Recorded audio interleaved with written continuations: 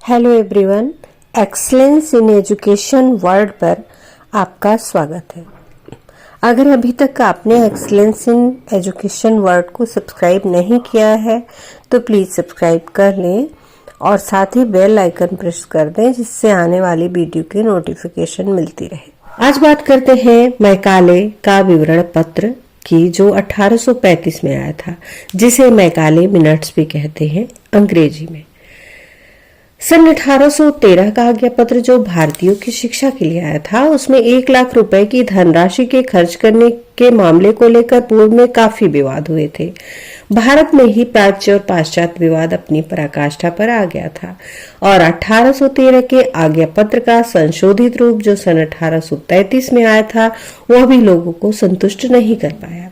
इस प्राच्य पाश्चात्य के विवाद में देश में शिक्षा के विकास की धारा अवरुद्ध हो गई थी और एक अंधकार सा छा गया था। किंतु 10 जून 1833 ईस्वी में आज्ञा पत्र के अनुसार गवर्नर जनरल की काउंसिल में एक सदस्य की वृद्धि कर दी गई।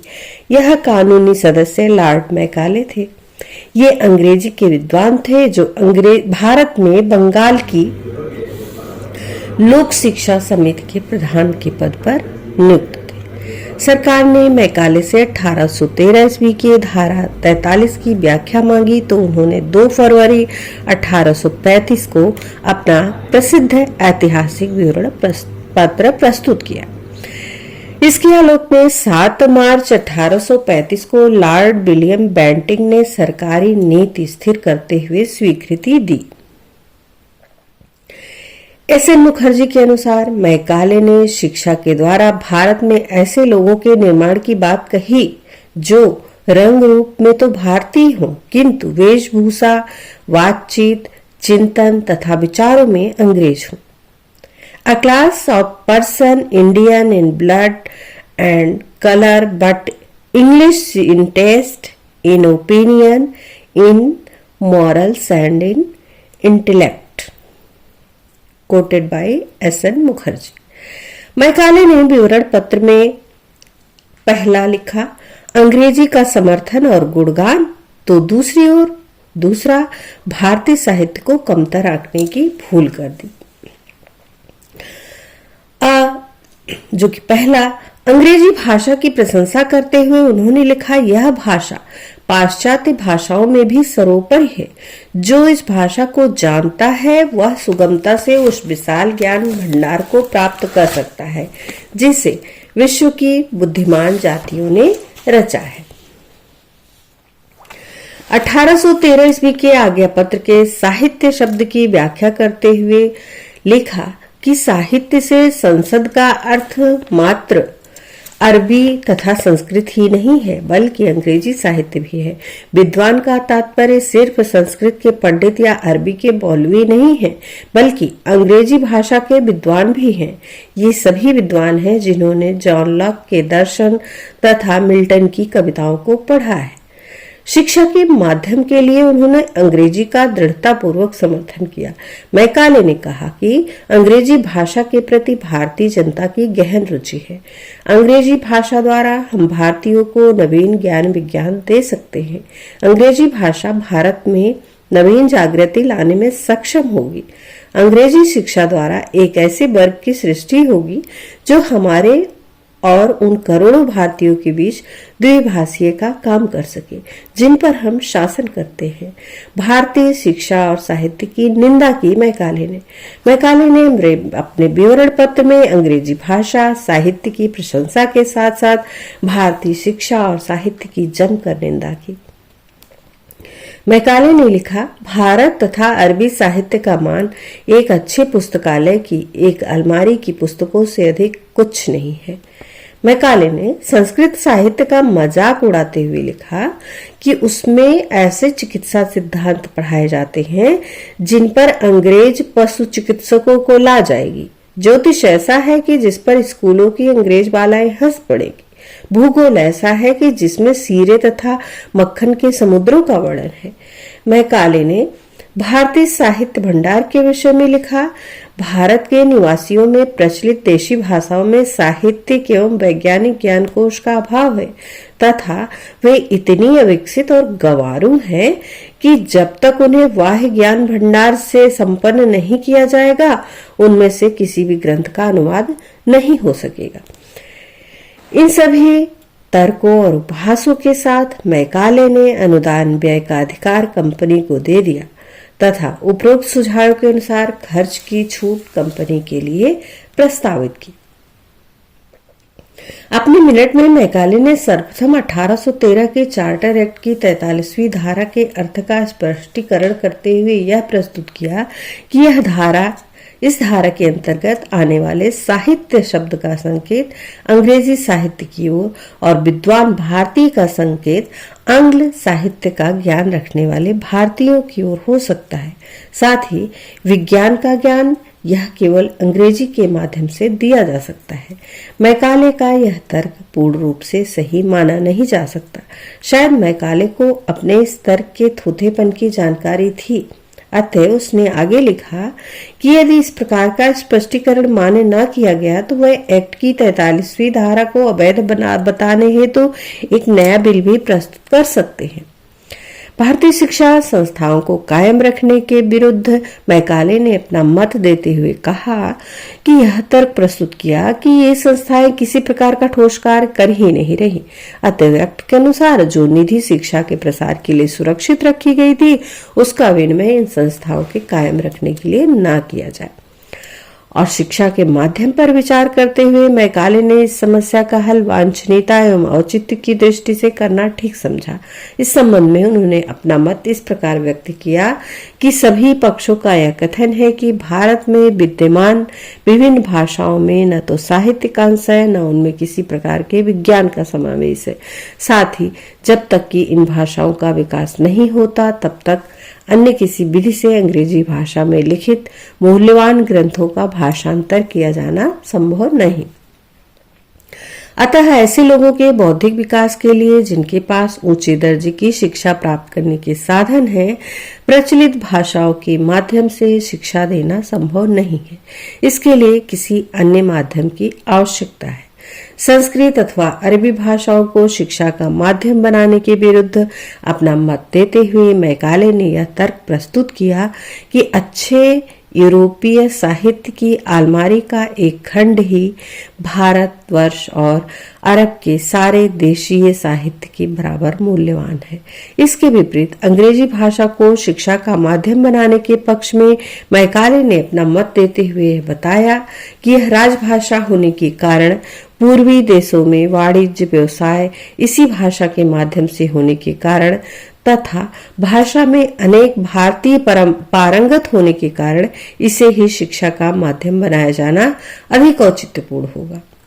अंग्रेजी शिक्षा के प्रति भारतीयों के मन में संदेह उत्पन्न होने की बात पर मैकाले ने यह तर्क प्रस्तुत किया कि अंग्रेज शासकों का कर्तव्य है कि वे भारतीयों को ऐसी शिक्षा दें जो उनके स्वास्थ्य के लिए हितकर हो, न कि ऐसी शिक्षा जो कि भारतीयों को स्वादिष्ट लगे। यदि रुचि का ही ध्यान रखा जाए तो यह प्रमाणित होता है कि समिति के तत्वाधान में तैयार की हुई संस्कृत एवं अरबी भाषा में लिखी पुस्तकों की खपत उतनी नहीं जितनी की अंग्रेजी में लिखी पुस्तकों की, जिनसे बड़ी मात्रा में लाभ प्राप्त हो रहा था। मैकाले ने यह भी कहा, संस्कृत तथा अरबी कॉलेजों में विद्यार्थियों के दाखिल होने के लिए जहां छात्रवृत्तियों का प्रलोभन आवश्यक है, वहीं अंग्रेजी शालाओं में विद्यार्थी शुल्क देकर भर्ती लेने के लिए उत्सुक थे और इस तर्क के विरुद्ध हिंदू धर्म तथा कानून की शिक्षा के लिए संस्कृत साहित्य जानना आवश्यक है। मैकाले ने यह युक्ति प्रतिपादित की कि हिंदू के धार्मिक कानूनों को अंग्रेजी भाषा में अनुवाद करके उसके माध्यम से शिक्षा देना अधिक मितव्यता होगी, बजाय इसके कि उनका अध्ययन करने के लिए संस्कृत शालाओं को चलाया जाए। मैकाले ने विश्वास व्यक्त किया कि इस शिक्षा द्वारा ऐसा समाज तैयार होगा जो हमारे तथा हमारी करोड़ों प्रजा के बीच विचारवाहक बनेगा। इससे एक ऐसे वर्ग का निर्माण होगा जो रंग और रक्त में भारतीय परंतु विचारों, रुचियों, नैतिकता तथा बुद्धि में अंग्रेज होगा। इस प्रकार मैकाले ने मिनट में अपनी वाक्पटुता से इस बात का प्रबल समर्थन किया कि भारत में शिक्षा का उद्देश्य पाश्चात्य साहित्य एवं विज्ञान का प्रसार अंग्रेजी भाषा के माध्यम से करना है। उन्होंने इस बात की भी सलाह दी कि पूर्वी साहित्य की शिक्षा देने वाली संस्थाएं तुरंत बंद कर दी जाए तथा जो निधि इस प्रकार से बचे अंग्रेजी शिक्षा के प्रसार हेतु खर्च किया जाए। मैकाले ने अपने विवरण पत्र में अत्यंत गंभीरता पूर्वक विचार किया। आंग्ल पाश्चात्य विवाद को सुलझाने के लिए आज्ञा पत्र का विस्तार से अध्ययन किया और अपनी कुटिलता से ये बातें कही। इसको फिर से एक बार सुनने की आवश्यकता है। साहित्य शब्द की व्याख्या मैकाले ने इस प्रकार की। मैकाले ने स्पष्ट रूप से साहित्य शब्द की व्याख्या अंग्रेजी साहित्य के रूप में की। उसका कहना था कि प्राचीन भाषाओं जैसे संस्कृत, अरबी, फारसी की साहित्य को बनाए रखने से नवीन ज्ञान की बाधा उत्पन्न होगी। भारतीय विद्वानों की व्याख्या उसने की कि उसने भारतीय विद्वानों में उन व्यक्तियों को शामिल किया जाए जो अंग्रेजी साहित्य जैसे मिल्टन, शेक्सपियर, पाश्चात्य दर्शन, लॉक, दर्शन व विज्ञान जैसे न्यूटन की खोज इत्यादि का ज्ञाता हो। धनराशि के व्यय की व्याख्या 1 लाख रुपए के व्यय पर उसने कंपनी की इच्छा को सर्वोपरि माना। उसने कड़े शब्दों में शिक्षा के माध्यम के रूप में अंग्रेजी की वकालत की। विज्ञान के अंतर्गत पाश्चात्य शिक्षा पद्धति के अंतर्गत पढ़ाए जाने वाले विज्ञानों को सम्मिलित किया।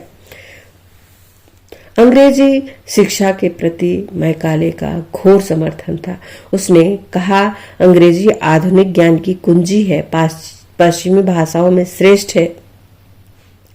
यह भाषा ज्ञान के क्षेत्र में पुनर्जीवन देगी। ग्रीक व लैटिन भाषा ने इंग्लैंड की शिक्षा में यही किया। भारतीय स्वयं भी प्राच्य भाषाओं के स्थान पर अंग्रेजी पढ़ना चाहते हैं। अंग्रेजी भाषा संभ्रांत व्यक्तियों द्वारा बोले जाने वाली भाषा है। अंग्रेजी द्वारा भारत में अंग्रेज भारतीयों का निर्माण किया जा सकता है। अंग्रेजी के ज्ञान द्वारा ब्रिटिश सरकार को अच्छे व सस्ते द्विभाषी प्राप्त हो जाते हैं। उपयुक्त तर्कों के आधार पर मैकाले भारतीयों में एक ऐसा वर्ग स्थापित करना चाहता था जो कि सामान्य जनता से कोई सहानुभूति न रखे तथा पृथक रहे, ताकि समाज के में वर्ग संघर्ष जन्म ले सके। वह सरकारी कार्य हेतु कुशल क्लर्क का कार्य कर सके तथा अंग्रेजी शासन को दृढ़ता प्रदान करने में सहायता प्रदान करे। उसका यह मत था कि भारतीयों में अंग्रेजियत फैलाकर कंपनी को व्यापक तथा शासन के क्षेत्र में व्यापक सफलता प्राप्त होगी। यही कारण है कि अंग्रेजी शिक्षा की प्रगति में मैकाले एक मार्गदर्शक कहलाता है।